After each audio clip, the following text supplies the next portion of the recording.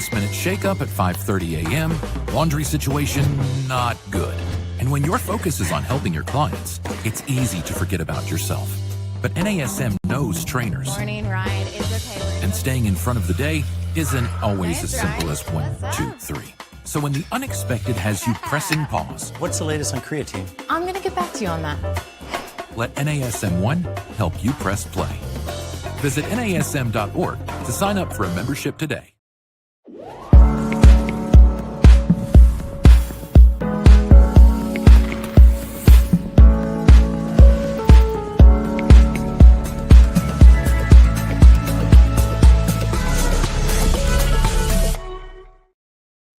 Hey everyone, I'm Angie Miller. Welcome to Strong Mind, Strong Body. Today we are talking about grief, actually going beyond grief, and just talking about that hard conversation about why emotional pain lingers. And I know it's a tough topic, but the thing is that throughout our lives, all of us, whether we talk about it or not, whether we want to or not, we all experience grief. And grief comes in so many different forms and it affects all of us differently.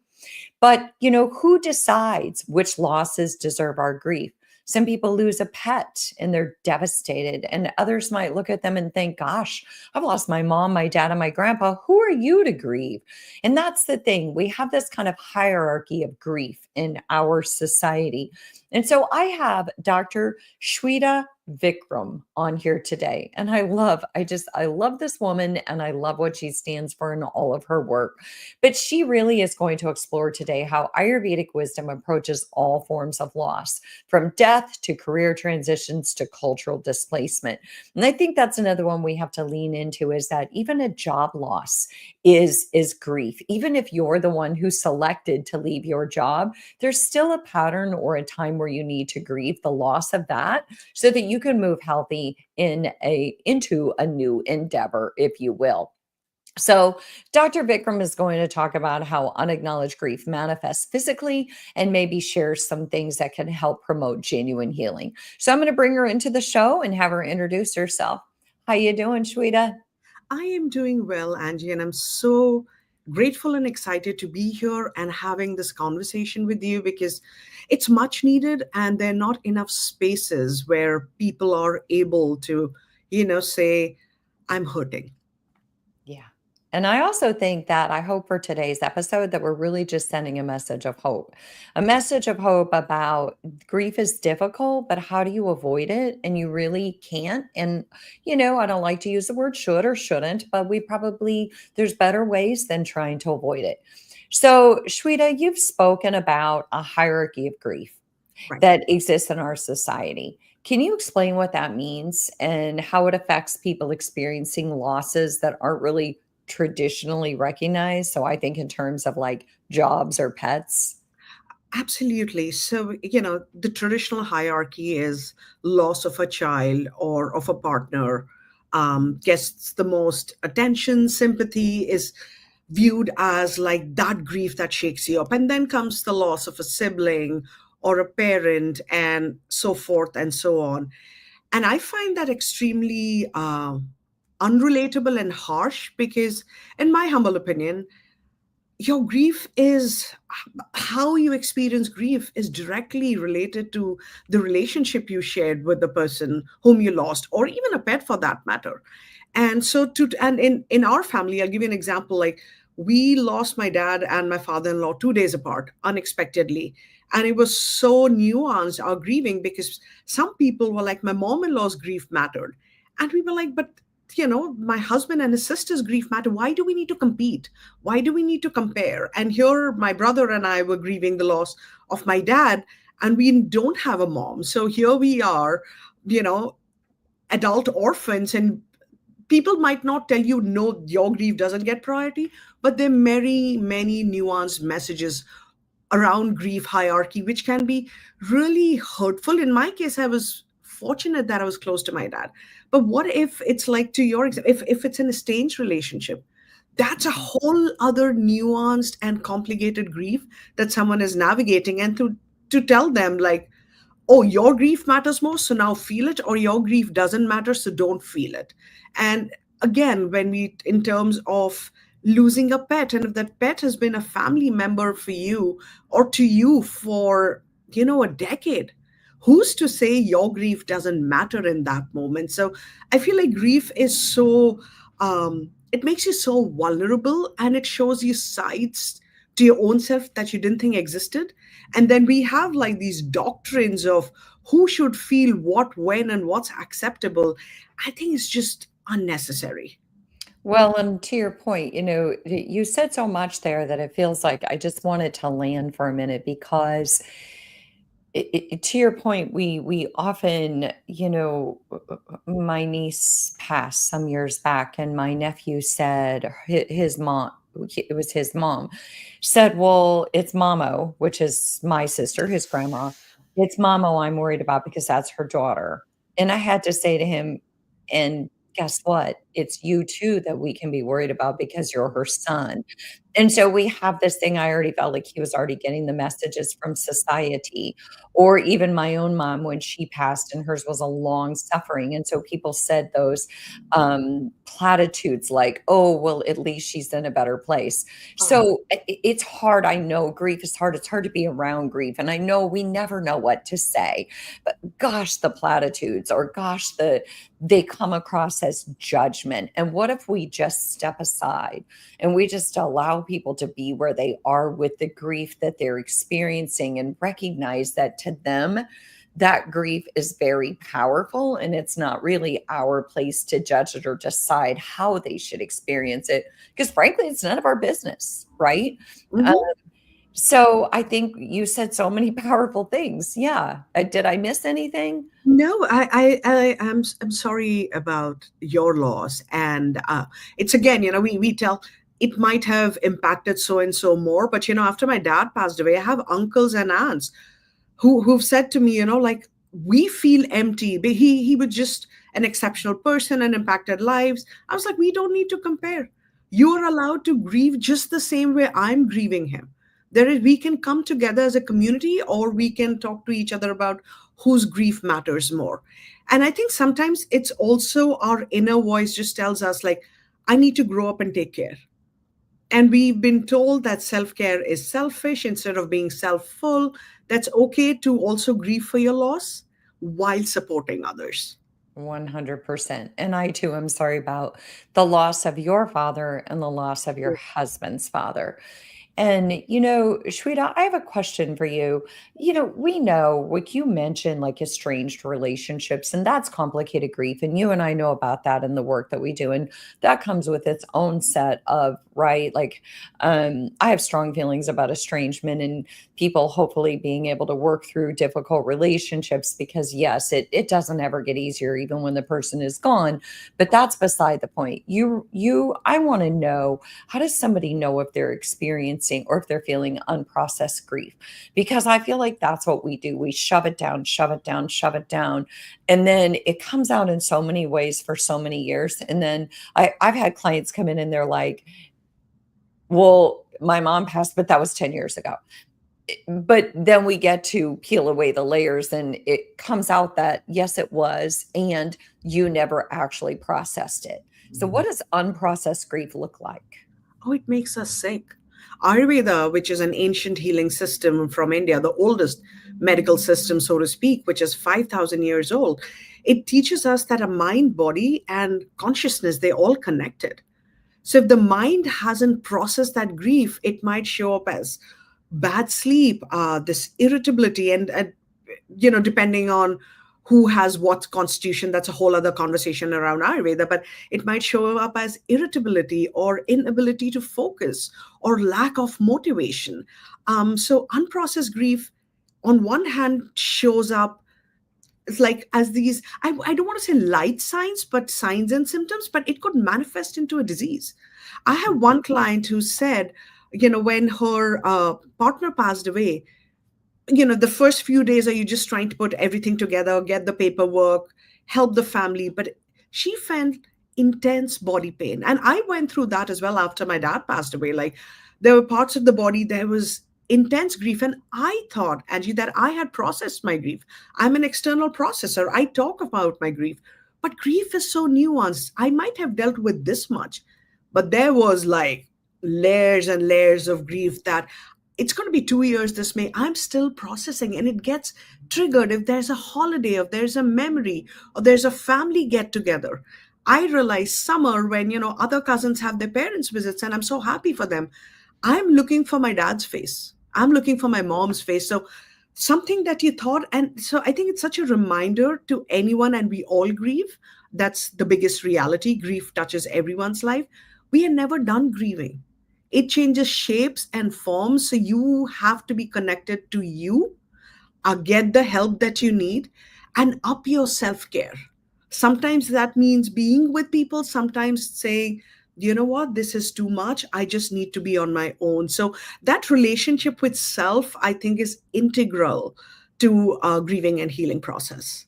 I do too. I think it's being in touch with you, being grounded in your own self and emotions, and knowing that the rest is noise, and that can be difficult.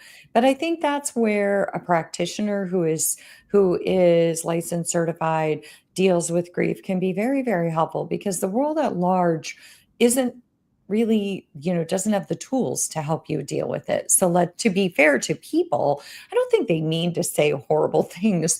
I think they just don't know what to say.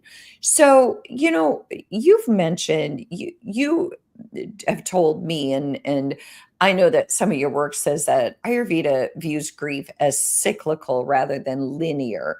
And that's different from, I feel like, the Western view of grief, which is, okay, it's like we always go back to Elizabeth Kubler-Ross, and we forget that she too never meant it to be step by step by step. She too meant that to be cyclical, that you're going to fall back into anger. You're going to, right? And so the Western mentality, though, is, okay, you've hit your timeline, move on, get over it, especially like we talked about with complicated grief or people who willingly leave their jobs or willingly leave a marriage. And we're like, what do you mean you're grieving? Right. And we're so, as a society, we can be very difficult for people, making space for people. So what is the Ayurvedic practice that differs from us being step by step?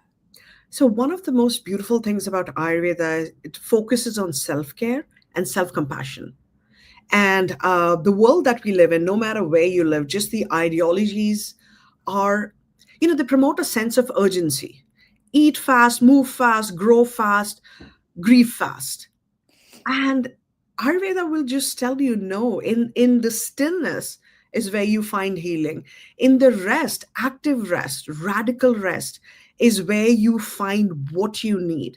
So the grieving journey is, again, because the mind body, according to Ayurveda, is connected, there are different kind of imbalances that lead. So as an Ayurvedic doctor, I would try to first identify what is really going on. Yes, there are these different stages of grief, but if someone is stuck in the anger phase and then goes to the sadness and then goes back to anger and then goes to denial, so there are like three doshas, which is a constitution, which is your DNA or your blueprint that you're born with.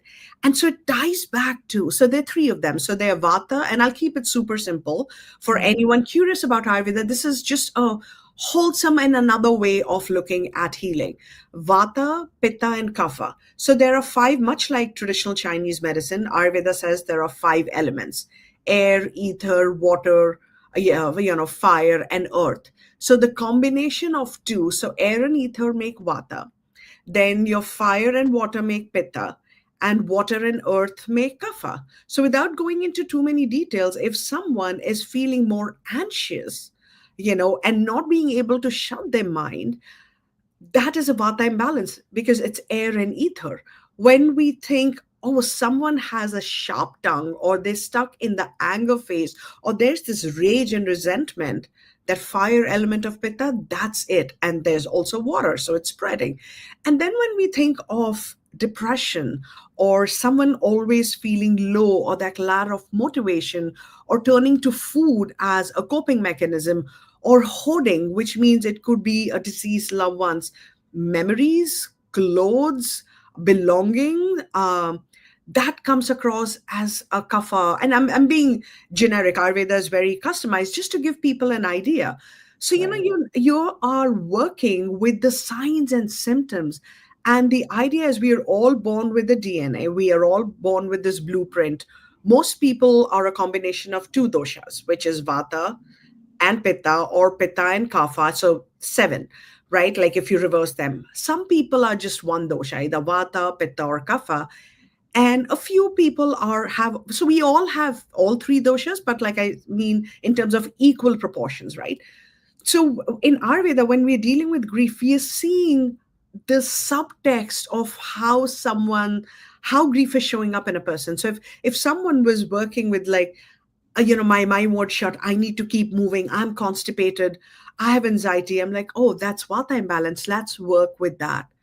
Or denial is stubbornness, is also Kapha, is that lack of motivation, lack of movement, not wanting to walk away from those bag of potato chips of ice cream. So it's so soft in terms of how it approaches grief. It's like, it's not you, it's the imbalance. So all of a sudden, the person is attached yet detached from, no one is accusing me that I am the problem. Yes. So I want to tap into that for a minute because to me, you hit on gold in 2 ways. One is that, and I teach this in therapy, there's 2 different types of therapeutic approaches that I use. One is internal family systems, which talks about parts work, and one is acceptance and commitment therapy, which says that you're not anxious, you are feeling feelings of anxiety. In other words, you're not a diagnosis, you're not a problem, you're not an issue. But if you can step outside of it. And I think in a way, what I hear you say is that you tell people through a compassionate lens, this has to do with where you are, like what your personality is and how you function in life is a direct correlation to how you manage grief. And honestly, if we could simplify it, because if I look at, say, my sister through her grief, the way that I grieve, oh goodness, are we different? And a lot of that is that I have the tendency to push it aside, go. And right. But anyway, the point is what you're saying is it's kind of like separating yourself from it and saying, of course, you're managing grief this way because it matches kind of how you, what do you call them in Ayurvedic medicine? The Vata, the Pitta, and the Kapha. What So are the those? doshas, and The they all doshas, have yeah. qualities. So whichever quality for someone who is high pitta, which is me, very functional during crisis, but either I can be sharp with my mind or sharp with my tongue. Either I can be hot in terms of really melt through things and get stuff done, or hot-headed. So every dosha also has 10 pairs of qualities. So with that sharp, for someone who has pitta, they could come up across as sharp, or they could come across as hot-headed, or very functional, or very like mobile in terms of getting stuff done. So I think, yeah, it's just that lens. And the idea is, this is your blueprint, this is what your biological mom and biological dad at the time of conception, whatever was their dominant dosha, we combine and become that, right? So health is here, imbalances lead to diseases. Right. The idea is to just restore an individual back to the place of where they need to be, which is their constitution, and bring them away from the imbalance. Well, and at the end of the day, like you said, your blueprint is kind of your personality. And that's the same with the doshas. That's your blueprint. And 2 things can be true. We can have a blueprint and we can learn to function as functionally as possible Right. within our own system, within our own personality, within our own dosha blueprint. So I want to reset for a minute. So I'm Angie Miller, and this is Strong Mind, Strong Body. And I am talking to Sweta Vikram, Dr. Sweta Vikram, and we are talking about grief. We're talking about beyond grief and why emotional pain, or how emotional pain can linger, and what we can do about it, and how grief is not move on, get over it. Grief can be cyclical. It can come around and around and around. And so I want to move away from Ayurvedic medicine for a minute and go into just the brass tacks of grief and emotional pain. And my question for you is, for those listeners out there who have been dismissed or invalidated through their grief process, what advice would you give them to help begin this healing journey? So I wanted to share, I wrote this book, The Loss That Binds Us. And I'm not asking you to get a copy of this book. The reason I share this is it has 108 simple tips. No matter where you are in your grieving journey, you'll find something to connect to. So, the first thing I would recommend, and I say this to all of my grief coaching clients, is acknowledge your grief. You might feel the pressure, be it at work. And as Angie said so beautifully, most people are well intentioned, they just are awkward around grief and they don't know silence is a form of support. So, in the workplace, I would suggest like maybe communicating with a trustworthy manager about what you can or cannot handle, how many people in your team need to know what you're going through. That's in the workplace, right? And we spend a large majority of our day at work. But even in the personal space, ask yourself what you need, not what you've been taught, not the tradition that have been passed down to you, not what your family, whether it's your siblings, partners, aunts, uncles, or friends think you need. In all honesty, sit with that awkward, dark moment of what is it that you need. And you'll be amazed by the answers that reveal to us when we get into that moment of quietude. And what you need might change on any given day. Someday you might want company, like holiday season. There have been times where I've like, I just need to be alone with my husband, and where we're not taking care of each other, we're just doing our thing. And there are other times I want it to be a family gathering. So, not labeling what your grief should be, not having these expectations attached to you, to others, or your grief. And grief is so temperamental, it's so moody, and it comes in waves. Just when you think it's strange, Angie, I dreamt of my dad thrice last night, and I woke up thrice, and it was like he was there, and we were working, like literally physically working through things, like moving things. We were talking about conversations, and I woke up tired, like I had, like as if I had physically done the work. And so all morning I've been thinking about what did that dream mean, and it probably meant nothing, but it just felt good to think, oh, he knows maybe that I'm talking to Angie and we're doing this interview today. So, showing support. So that's the thing with grief. Sometimes it's big and heavy. Sometimes it's nothing. Sometimes it's funny. And sometimes you'll be angry at the person you've lost. But also, what Angie said so beautifully at the start is grief is not just the loss of a loved one.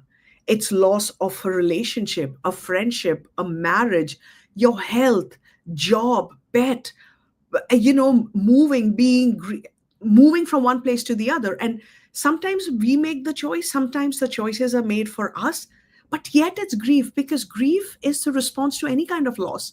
And when a chapter ends, nothing is ever all good or ever all bad.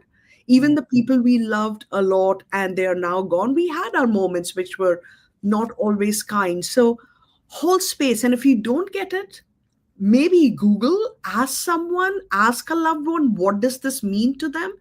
Instead of passing advice or unsolicited advice or judgment about why you grieving when you made a choice for XYZ. I wrote that down. I hope Eric, our producer, our amazing producer in the background, I hope he captures that clip. I really struck me. You said nothing is ever all good or all bad. And gosh, isn't that the thing for everything? And it's what I always call both and. There's two things can be true. I always just say both and. And it got to the point where my daughter's like, if you say that one more time, spicy. Anyway, but the thing is that's my way of saying it's not binary. Everything has a good and a bad. Everything. There's not a thing that's going to happen to you in this world, no matter whether it was your decision or someone else's. It's going to have ups and it's going to have downs. I mean, and there's going to be grief associated with it. And to your point, not everyone's going to understand it. They don't have the equipment to deal with it, nor honestly should they. I mean, it's not really their thing to deal with. It is sometimes we just have to find quality practitioners and people in our lives that we can trust to understand it, we could still be grieving. I mean, we hit our 10 years with my mom passing, and it was brutal. And it was because so much of it I hadn't really dealt with. And then stuff has come up since then. And it's weird how I can go even angry, like, how come you didn't tell me that? Because I found something out. And it's like, oh goodness, it's so complicated. But I have a question for you. So many people in our world, and you kind of just hit on it because you said nothing is ever all good or all bad, but still, so many people, we view grief as something that we just have to endure. Like, oh, I just want to get through this. I just want to stop feeling this. I want to get over this. Darn it. And how do we reframe it as transformative? Like, how do we send a message of hope as we close this show? How do we just say to people, guess what? There's hope amidst the big snotty tears and ugly faces and boxes of Kleenexes. It's not just something to endure. What would you say as a message of hope? So nothing in this world is forever. And grief will teach you, you change. The one who's grieving, your relationships, everything that you know will transform. And that's applicable to good times and bad times. So when you're grieving, going through a hard time, just remember nothing is forever. And when you're going through a great phase, stay humble and know even that won't last forever. And for me, Angie, that has been very helpful in knowing I don't have the answers when it'll get better, but it gives me hope knowing it will get better because nothing is ever constant, including our grief. Yeah, it feels like it. We always think it will be. And so many times we avoid because we don't want the darkness. But Shweta, I loved this conversation. It's a tough conversation, but I'm so glad that I found you and that you came into my world and I was able to offer this conversation because I don't know a human who's not going to experience grief. I don't think it's possible. And so I would like to first thank you, Shweta, and I'd like to thank all of our Strong Mind, Strong Body listeners. But before we go, how can they reach you? And maybe even hold up your book again and show your book and tell people how they can reach you if they want to get more information from you.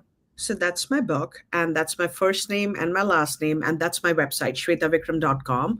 You can follow me on socials. You can go to my website. There is a contact page. You can fill out a form. I offer Ayurvedic coaching, and I also offer grief coaching using holistic steps. So using diet, lifestyle, Ayurvedic herbs to navigate grief. So get in touch. I would be honored to be able to help you on your grieving journey. And I hope everyone who's tuned in, just be gentle with yourselves. Grief is anything but gentle. And if we can be gentle with ourselves, we can be gentle with the world. Yes. And we can teach others to be gentle with us. Yeah. So thank you, Shweta. And thank you to all of our Strong Mind, Strong Body listeners. We'll see you next week.